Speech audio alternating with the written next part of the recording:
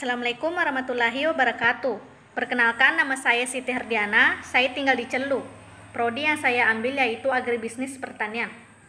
Saya akan menjelaskan materi tentang agribisnis dan juga cyberbullying. Jadi, pertama-tama saya akan menjelaskan tentang apa itu agribisnis. Agribisnis adalah istilah yang berasal dari kata agri, singkatan dari agrikultur yang berarti pertanian, dan bisnis yang artinya adalah usaha. Jadi, agribisnis adalah usaha yang bergerak di bidang pertanian. Di agribisnis juga memiliki peran dan fungsi. Peran dan fungsi di dalam agribisnis yaitu dapat menjadi sumber pertumbuhan ekonomi, penyediaan lapangan pekerjaan, mengembangkan pembangunan daerah, dan sumber devisa yang sangat besar.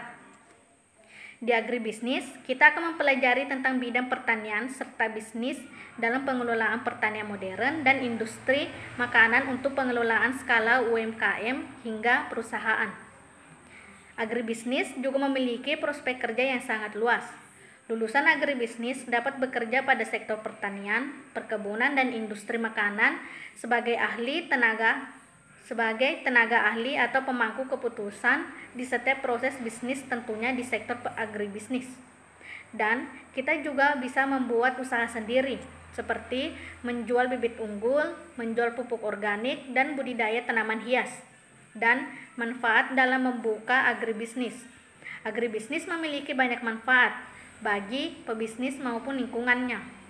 Contohnya seperti berbisnis sambil melestarikan alam, membantu memberdayakan masyarakat menengah ke bawah, dan memiliki potensi keuntungan jangka panjang.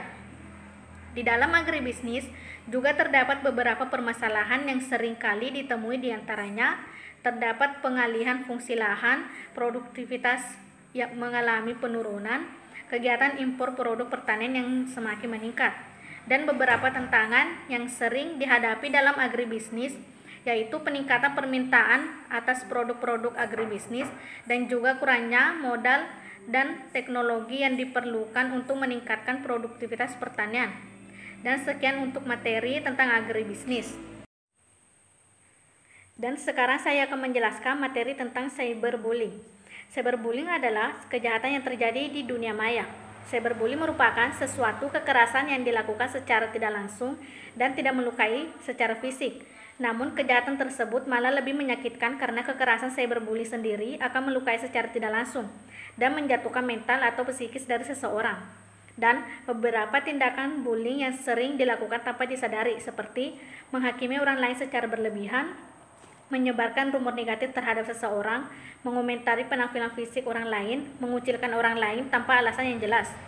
Dan beberapa contoh cyberbullying seperti memaksa seseorang agar mengirimkan gambar sensual atau terlibat dalam percakapan seksual, menyebarkan kebohongan tentang seseorang atau memposting foto memalukan tentang seseorang di media sosial, dan juga menghasut anak-anak atau remaja lainnya untuk mempermalukan seseorang.